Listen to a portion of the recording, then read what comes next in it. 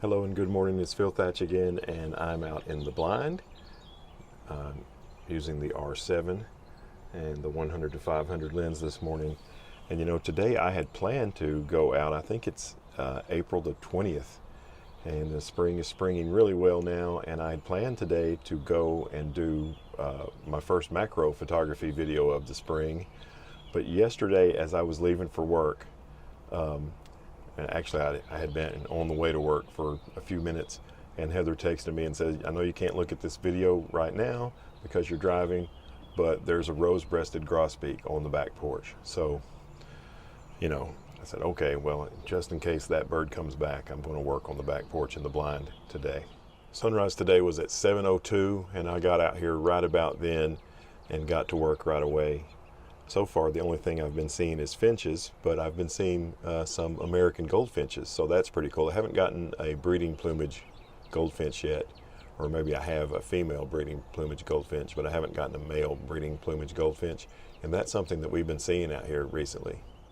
I think this is a female American goldfinch, and she's perched on the wire that holds the tube feeder down below her.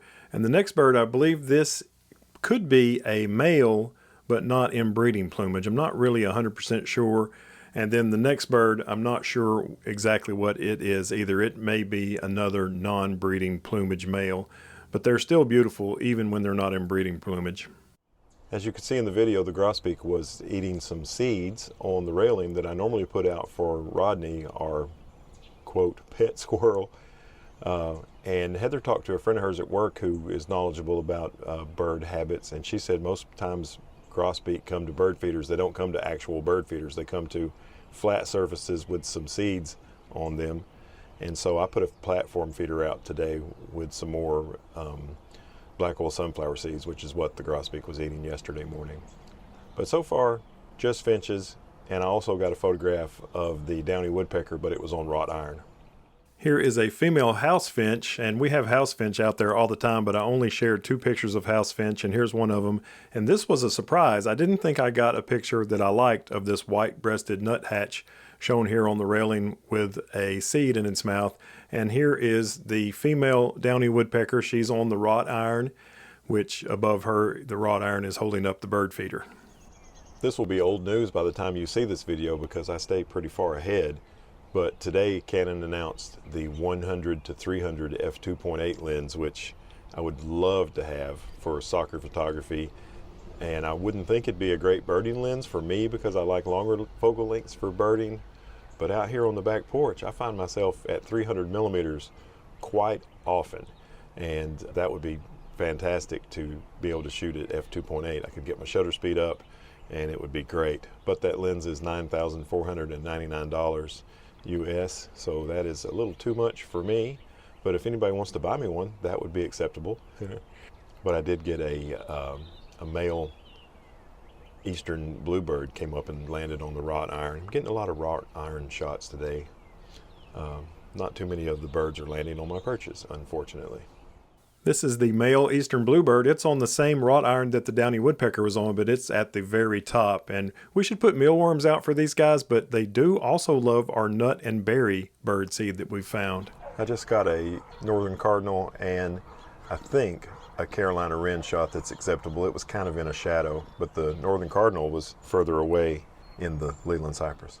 The northern cardinal looked absolutely beautiful in the golden hour sun there in the Leland cypress with the bokeh-fied grass in the background. And here is the Carolina wren, and this is the Carolina wren with the injured foot. You can see its left foot definitely has some problems, but I photographed this bird many times and it's still coming back to our feeders, so it's doing well. I saw a male eastern towhee in the Leland cypress, and then a female Downy Woodpecker came up and landed on one of my vertical perches and not on the wrought iron, so that was nice.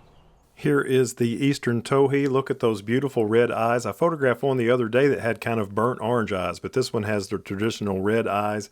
Here's the female Downy Woodpecker that was kind enough to land on my perch instead of the wrought iron. Much better photography this way. And look, it's another white-breasted nuthatch. And again, it has a sunflower seed in its mouth in this photo. I just got a really small in the frame eastern Phoebe, which we hear all the time, but they never come to our feeders. They don't eat the kind of food we put out. and it was kind of on the back side of the Leland cypress, but I was able to get a shot of it. And then that was at 500 millimeters, and then the male northern cardinal flew up and landed on the closest perch on the porch, and I had to go all the way down to about 150 millimeters to bag that shot. Here is that eastern Phoebe, very small bird and a long way away. I was really happy to get it, first one I've gotten here from the blind. And here is the northern cardinal, a little bit bigger bird and very, very close. So that explains the focal length differences. I love the way this photograph came out right here. The male Downy Woodpecker, which may be our favorite bird that comes to our feeders, landed on the vertical perch before it went over to the suet feeder, and it was only there for just a moment, and I managed to get a shot. This vertical perch is the one that is to the left of my feeder stations, and I love this male Downy Woodpecker. But my favorite perch, I think, is this one that this northern Mockingbird is on. This one is to the right of the feeder stations, and look at that bokeh-fied background.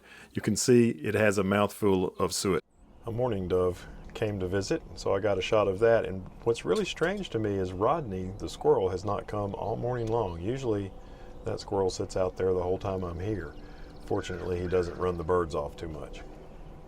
Mourning doves are fairly frequent visitors to our back porch feeder stations, and usually I don't photograph them, but I thought this one was pretty, and I had to clone out a screw that was holding that branch to the porch. I just had a whole flurry of activity. First, a chipping sparrow came up, and I got a shot of that. I think there was a house finch, and then a brown thrasher came up, which normally I have a really hard time getting a photograph of them out here, but this one landed on one of my vertical perches, and I was able to get a shot. And then the chipping sparrow landed on my other vertical perch, and I got a better shot of it than the first one. Lots of cool stuff going on. Here is a shot with a beautifully bokeh-fied background of the chipping sparrow. This is on the right perch at only 254 millimeters, very small bird. And here's a much larger bird on the left perch. This is the brown thrasher, 223 millimeters. And next up, I've zoomed in a little closer for this shot, 451 millimeters on the same perch, which made the bokeh-fied background even creamier than before. And here is a really up-close shot of a male red-bellied woodpecker. I didn't like the bottom of the shot, so I just cropped it. There's a lot of croppability with the R7. You may have seen a video earlier this year where I shot out this side of the blind towards my peach tree, which was fully in bloom, and I got a lot of photographs of birds in the peach tree. Well, now it's not all pink like it was then. Now it's covered with foliage and no blooms. But a cardinal landed in it kind of on the near side of the tree, so I took the camera off the tripod and stuck it through this hole here and made a few shots of that cardinal. Of course, it's a long way away, so it'll be small in the frame, or, well, there's a lot of croppability on the R7, so we'll see how that turns out.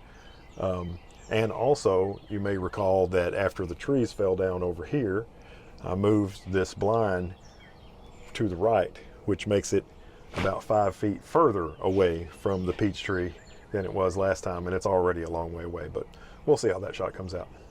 I'm really happy with the way this shot turned out, especially from such a long distance. Just a beautiful cardinal in a beautiful tree. I'm so glad that I still have that peach tree out in the backyard. I finally got a Carolina wren shot that I'm happy with. They've been on the porch kind of off and on all morning, but they haven't gone any place that's pretty for a shot. But finally one landed and stayed for a few seconds on one of my vertical perches, so I got a shot of that. This is once again the Carolina wren that has trouble with its left foot. As you can see, its talon is pointing up instead of down, but it does seem to be doing pretty well. I have other Carolina wrens, but I got 2 shots of this one today. I'm shooting in FV mode, like I talked about in the most recent video on the channel, and as usual, I set my shutter speed manually and my aperture wide open. Sometimes I'll close it down a little bit if I feel like I need a little bit more depth of field. Then I put ISO to automatic, and I put my top control to be exposure compensation. So as I'm making the shot, if it looks too dark, I can brighten it. If it looks too bright, I can darken it. Works out really well. FV mode.